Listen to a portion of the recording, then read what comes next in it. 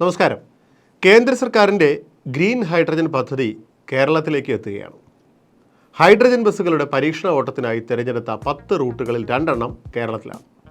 37 വാഹനങ്ങൾ രാജ്യത്തിൻ്റെ വിവിധ കേന്ദ്രങ്ങളിൽ ഓടിക്കാനാണ് കേന്ദ്ര സർക്കാരിൻ്റെ തീരുമാനം. കേരളത്തിൽ തിരുവനന്തപുരം, കൊച്ചി, ഇടപ്പള്ളി റൂട്ടുകളിലായിരിക്കും ഹൈഡ്രജൻ ബസ്സുകളുടെ സർവീസ് നടത്തുക. 9 ഹൈഡ്രജൻ റീഫില്ലിംഗ് സ്റ്റേഷനുകളും പദ്ധതിയുടെ ഭാഗമായി വരും.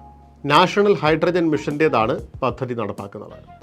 കേന്ദ്ര പാരമ്പര്യേതര ഊർജ്ജ മന്ത്രാലയത്തിൻ്റെ പദ്ധതി പൂർത്തിയാക്കും. 15 എണ്ണം ഹൈഡ്രജൻ ഫ്യൂവൽ സെൽ അടിസ്ഥാനമാക്കി പ്രവർത്തിക്കുന്ന വാഹനങ്ങളും 22 എണ്ണം ഇൻറ്റേർണൽ കമ്പഷൻ അടിസ്ഥാനമാക്കിയുള്ളതുമാണ്.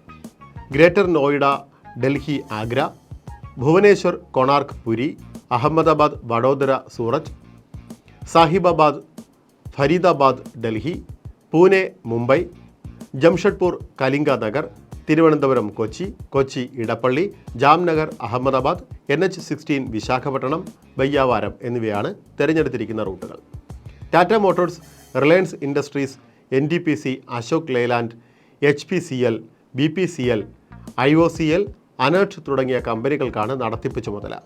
അടുത്ത 2 വർഷത്തിനുള്ളിൽ പൂർത്തിയാകുമെന്ന് പ്രതീക്ഷിക്കുന്ന ഈ പദ്ധതിക്കായി കേന്ദ്ര സർക്കാർ 208 കോടി രൂപയാണ് അനുവദിച്ചിട്ടുള്ളത്.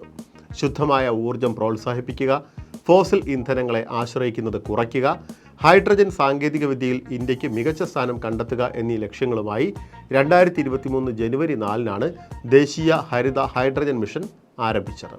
അപ്പോൾ താമസിയാതെ ഇനി നമ്മുടെ റൂട്ടുകളിലും ഹൈഡ്രജൻ ബസ്സുകൾ അരങ്ങ് വാഴുമെന്ന് പ്രതീക്ഷിക്കാം.